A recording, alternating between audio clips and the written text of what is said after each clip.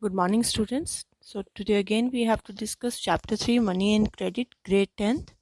And from page 48 today, the topic which we have to discuss is formal sector credit in India. So till now, students, we have seen from various examples that people obtain loan from different sources like money lenders, agriculture traders, cooperatives, banks, and other sources like landlords also. So easily we can group these loans into formal and informal source. So please underline here on your page 48 in your book. So now the question can be asked by CBSE here: differentiate between formal and informal sources of credit. So how you will write here? So you have to attempt like this, that formal sources, they come under the supervision of RBI, and informal sources, they are not governed by any organization, they are not regulated by any organization. Now the formal sources, they charge very low rate of interest, this you know, and the informal sources, they charge a very high rate of interest.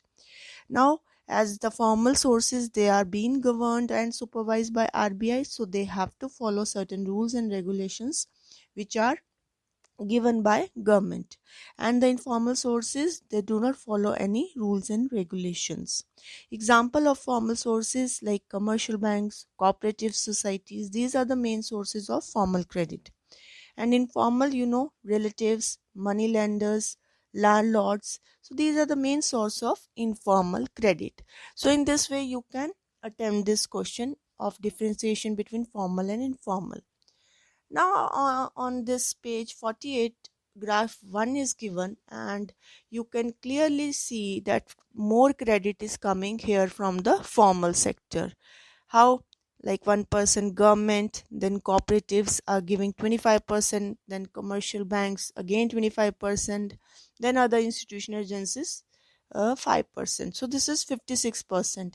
And informal 44%. How? Like money lenders, from money lenders 33% is coming, relatives 8%, landlord 1%, and other institutional agencies 2%. So clearly we can see from the graph 1 that more credit is coming from the formal sector.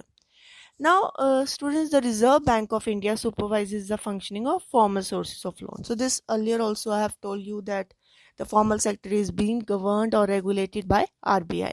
For instance, we have seen that banks maintain a minimum cash balance out of the deposit they receive. So earlier we have seen CRR, cash reserve ratio, 15% the banks have to keep as a necessary reserves of cash.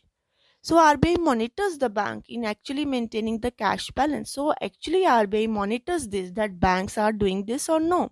Similarly, the RBI sees that the banks give loans not just to profit making business and traders, but also to small scale industry, small farmers, and small borrowers. It is not that they are just lending out to the big business houses. No, they should give it to the small farmers also, because the availability of cheap credit is must for the economic development. If cheap credit is not available to the small cultivators, the cost of borrowing will be very high for them and they will not be able to save anything. And periodically, banks have to submit the information to RBI on how much they are lending, to whom they are lending, at what interest rate they are lending out. So this full report they have to submit to the RBI, what they are doing, how much they are lending out, what is the rate of interest they are charging. So everything they have to mention in their report, which they have to submit to the RBI. So means a question can be asked here, that the RBI plays a crucial role in controlling the formal sector loans. Explain. So this way also you can easily attempt this question, that the formal sector works under the supervision of RBI. RBI monitors that banks give loan just not just to profit making business but also to the small borrowers, and the rate of interest of the formal lender is decided by RBI. So normally the rate of interest is very low. For the students, there is no organization which supervises the activities of informal sector. So earlier also I have told you that the informal sector is not regulated by any of the organization. So informal sector, no one is there to regulate their activities. So now continuing on page 49, the earlier topic only we were discussing informal and formal sources of credit. So I was talking about that informal sources of credit are not regulated by any of the organization, and there is no one to stop them from using unfair means to get their money back. So they can go for any of the measures, any of the means to extract their money back from the borrower. But if we compare these things to the formal lenders, most of the informal lenders charge a very high rate of interest on the loans because no one is there to regulate their activities, so they charge high rate of interest, and the cost of borrowing of informal sector is much higher here. So because lot of exploitation is there in the informal sector, how lot of exploitation, they charge very high rate of interest, and the borrower, who are the borrowers of the informal sector, the poor people, the small and the marginal farmers who don't have that much land. So what they have to do, they don't have any collateral so that they can go to the formal source. So they go to the informal source and they charge very high rate of interest, and then the cost of borrowing of the poor borrowers, it increases, and they got trapped in a sort of a debt trap which is known as, and it is very difficult for them to come out of this trap because here the rate of interest is is so high that it is not easy for them to come out of this trap. The cost of borrowing increases. So, higher cost of borrowing means a large part of their earnings of the borrower is used to repay the loan. So, the major part of earning, whatever they are earning, it will go as to repay the loan. So, the borrowers have very less income left for themselves. So, this we have seen earlier also. And in certain cases, the high rate of interest for borrowing means that the amount to be repaid is greater than the income of the borrower. So, they are earning less and they have to repay more. So, how they will be able to survive, the poor borrowers? So this could lead to the increasing debt. So this we have seen, I have told you, the debt trap. So the debt trap increases and it is very difficult for the borrower, the poor borrower, to come out of this debt trap. That's why a lot of the farmers, they are not able to come out of this and they commit suicide. And also people who might wish to start a new enterprise by borrowing money, they may not be able to do so because of the high cost of borrowing. So they have seen the repercussions of borrowing from the informal sources, that people got trapped in a debt. So it will be very difficult for them also to come out of this trap, so they are not able to start any new venture. So for these reasons, banks and cooperative societies need to lend more. So these, the formal source of credit, that is banks and cooperative society, they should increase their base in the rural area. So this would lead to more higher incomes and many people could borrow cheaply for a variety of needs. How income will increase? Because these formal sources, they charge less rate of interest as compared to the informal sources. So if cheap credit is available, then the farmers, they could grow crops, and other people, they can do businesses, they can set up the small scale industries, they could set up the newer industries, or they can trade in goods. So students, the cheap and affordable credit is crucial for the country's development. So this is very important question again asked by many times in CBSE exams, that cheap and affordable credit is crucial for country's development. How? So students, if cheap credit is not provided to the farmers, they will be forced to raise the capital at high rate of interest. So this will increase their cost of production. So the high cost of production put the farmers into a debt trap. This I have explained you. Then again, the cheap and affordable credit is also must for the manufacturing sector to purchase the raw material and other inputs. Then again, the cheap and affordable credit is required to decrease the dependency on the informal sources of credit. If formal sources present and they are providing the loans at the cheap rate, then the people will not go to the informal sources. So their dependence will decrease on the informal sources. And most of the Indian farmers, they are very poor. So they do not have any surplus savings also. They don't have any collateral also. The cheap and affordable credit is also required for establishing new manufacturing units, especially the small scale units. If cost of borrowing will be high, it will be difficult for them, for these small units, to survive. So the cheap and affordable credit is very much important for the economic development and for the country's development. So like this you have to answer. Now the next topic on the same page which we have to discuss is formal and informal credit. Okay, here again a comparison has been done within the formal and the informal credit, who gets what. So graph 2 you can see in your book of the loans taken by the urban households and what percentage was formal and what percentage was informal. So this we have to discuss. So the graph 2 students show the importance of formal and informal sources of credit for the people in urban area. The people are divided into 4 groups, okay, from the figure, 4 groups from poor to rich. So poor households, then the households with the few assets, means some assets they are having, then the well-off households, those who are very good, and the rich households, those who are rich, having lot of money. So now you can see that 85% of loans taken by poor households in the urban areas are from the informal sources.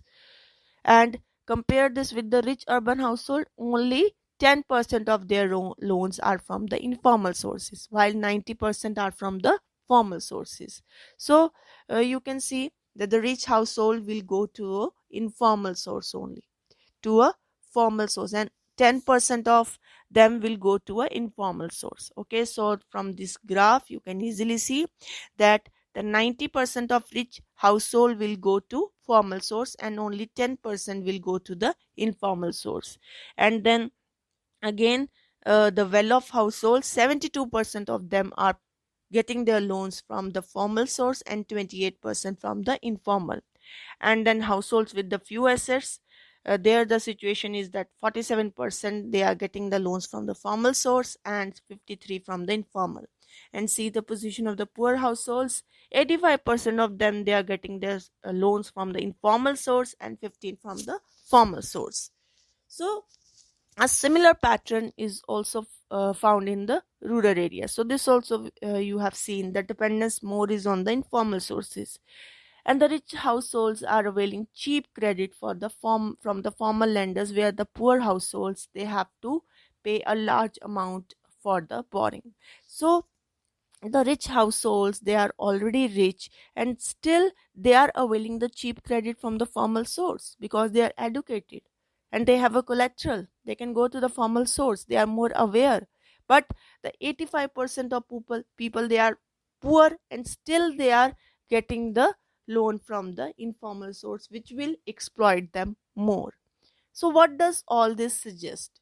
First, that the formal sector still meets only about half of the total needs of the rural people, and the remaining credit needs are met by informal sources. So this we have seen because the poor people they don't have the collateral, they are not aware, so they just simply go to the informal sources because they are comfortable, they are dependent on the informal sources, they don't have collateral, and it is easy for them to approach the informal source because without repaying again they can procure a fresh loan, but this is not in the case of formal source. So we have seen other things also, that the informal sources like money lenders, they know the borrowers personally, so hence they are often willing to give loan without collateral. The borrowers, if necessary, can approach the moneylender again without repaying their earlier loans. But this is not in the case of formal sector, but exploitation is more in the informal source.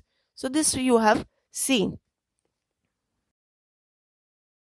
Page 50 now, students. So the same topic which we were discussing, that dependence of the poor people is more on the informal sources. So most loans from the informal lenders, they charge very high rate of interest and they do very little to increase the income of the borrower. So simply if you have to pay more as a rate of interest, how your income will increase? Your income will not increase.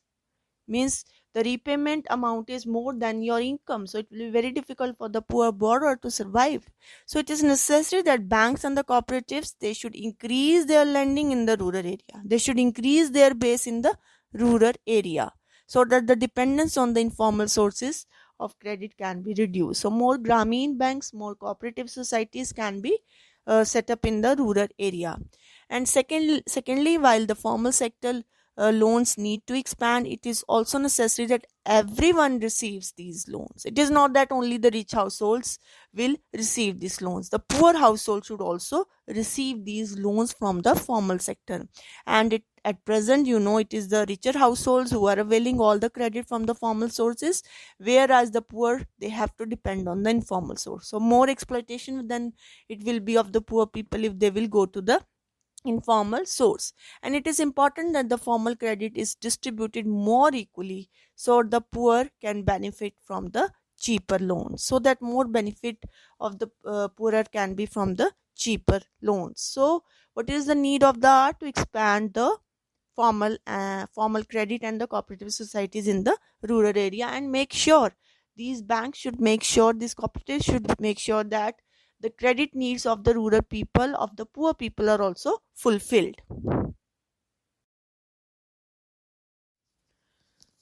So students, now continuing money and credit, grade 10th, page 50, the topic which we have to discuss is self-help groups for the poor people. Now in the previous sections, students, you have seen that the poor households are still dependent on the informal sources of credit. So why it is so? Because banks are not present everywhere in the rural India. So earlier also we talked about this, that what is the need of the hour is to expand the rural credit, the formal source in the rural area. Means more and more Grameen bank should be established in the rural area. Even when they are present, getting a loan from the bank is very difficult than taking a loan from the informal source. Why? Because banks require lot of documentation work, collateral is required, so it is very difficult for the poor people to go to the formal source, that is a bank, and take a loan there. And absence of, I told you, the collateral is one of the major reasons which prevent the poor people from getting bank loans. And the informal lenders, on the other hand, I told you that the money lenders, they know the borrowers personally, and hence they are often willing to give loans without a collateral. And the borrowers, if necessary, they can again approach the money lenders even without repaying the earlier loans. Topic, students, self-help group, now from page 51. So earlier we were discussing that why the more dependence of the rural people, the poor people, is on the informal sources, because they don't have collateral. So that's why they feel comfortable to go to the money lender and take a loan there. But exploitation is more. The money lender, they charges very high rate of interest, and they also don't keep any record of any transaction, and they harass the poor borrowers. So you have seen these things in the recent years. Now people, they have tried some of the newer ways of providing loans to the poor people. Now the idea here is to organize the rural poor people into in particularly women, so especially for the women, into self help groups. Okay, small self help groups. So what will happen in the self help groups? So these are established especially for the women. It is organization of the rural poor, especially the women. So all these poor people, they will pool their savings. Okay, and the typically self help group has 15 to 20 members, usually belonging to one neighborhood, who will meet and save the money regularly, and saving is very meager, from 25 to 100 rupees, depending upon the ability of the people to save. And the members, they can take the small loans from the group itself to meet their needs. So this is a newer, you can say, the means which has been adopted by the rural people, poor people, in order to save themselves from the exploitation of the money lenders. And the group charges interest on these loans, but it is very less than what the money lender charges. So you have seen the typical self-help group, they will have 15 to 20 members, and savings will be 25 to 100 rupees. And it will be, especially the women will be there in this groups, means women will form these kind of groups. So after a year or two, if group is regular in savings, it becomes eligible for availing loan from the bank. So if 2-3 years they will continue their activities like this, that is lending within themselves, and if this cycle goes properly, then this group is eligible for getting loan from the bank. Now loan is sanctioned in the name of the group, and this is meant to create self-employment opportunities for the members. How?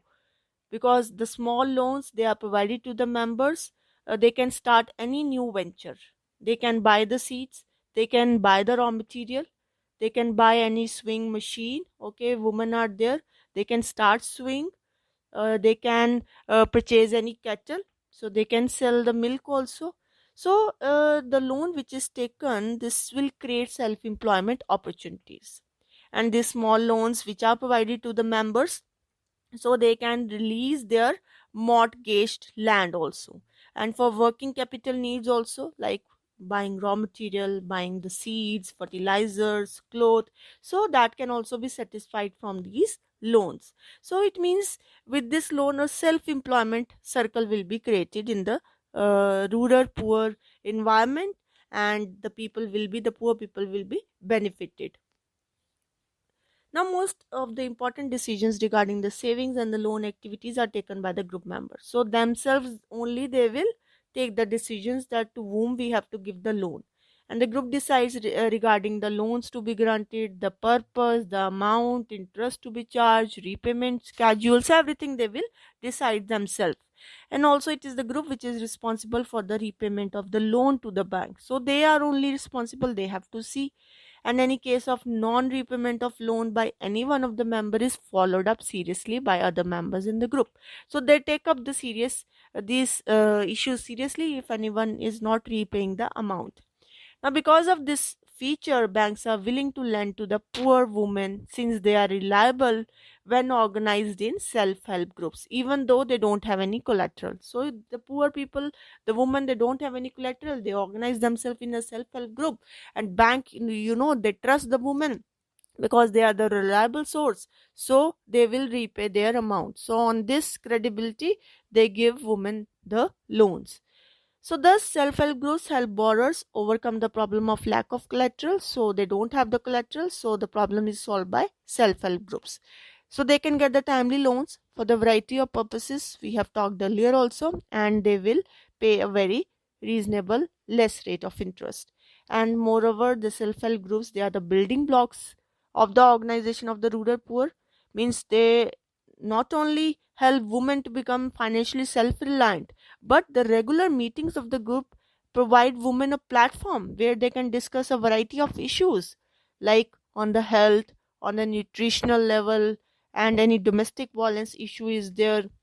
So they make aware themselves by organizing them in a self-help group which will conduct their regular meetings. So through meetings, the women will discuss the variety of issues. Now the domestic violence act is there, 2005.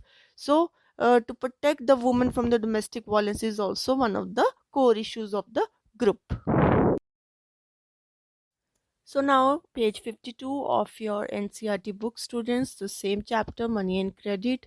So now we are about to conclude the chapter. So here the topic which we have to discuss is Grameen Bank of Bangladesh. So this is one of the biggest success stories in reaching the poor to meet their credit needs at the reasonable rates. So this bank was started in 1970s as a small project, and Grameen Bank in 2012, it has over, the data can vary in the book, it can be different year. So it has over 8.37 million borrowers, and in about 81,000 villages it was spread across the Bangladesh. And almost all the borrowers are women, and they belong to the poor section of the society. And these borrowers have proved that not only poor women are reliable, trustworthy borrowers, but they can start and run a variety of small income generating activities successfully. So the founder of this Grameen Bank was Professor Muhammad Yunus. So underline this, it can be asked in 1 mark. So, according to him, if credit can be made available to the poor people on terms and conditions that are appropriate and reasonable, means if the cheap credit is available to the poor people, then the million of the small people with million of their activities can add up to create the biggest development wonders. So earlier also we have discussed that availability of cheap credit is must for the economic development, and this example we have seen in the case of Bangladesh, Grameen Bank of Bangladesh. So now summing up the chapter. So in this chapter we have looked at the modern forms of money. So we have seen the modern forms of money, currency and all these things, plastic money, and how they are linked with the banking system. on one side are the depositors, we have seen they keep their money in the bank safe, and on the other side the borrowers are there who take the loans from the banks. So the banks are acting as a linkage, as a mediator between the depositors and the borrowers. And the economic activities require loans or the credit. So if we have to pursue an economic activity, it requires loans. So credit, as we saw, have a positive impact and in certain situations, and it makes the borrower worse off also. So this also we have seen in the case of Slim and Swapna. Then credit is available from a variety of sources. This also we have discussed, formal and informal. And in terms of credit, they vary between the formal and informal lenders. This also we have seen huge differences there between these two sources. And at present, it is the richer household who receive credit from the formal source, whereas the poor, they are still dependent on the informal source. So what is the need of the hour? To establish more and more Grameen banks. So it is essential that the total formal credit increases so that dependence on the more expensive informal credit becomes less. And also, the poor should get a much greater share of the formal loans from the banks and cooperatives. So these steps will prove important for the economic development of the country.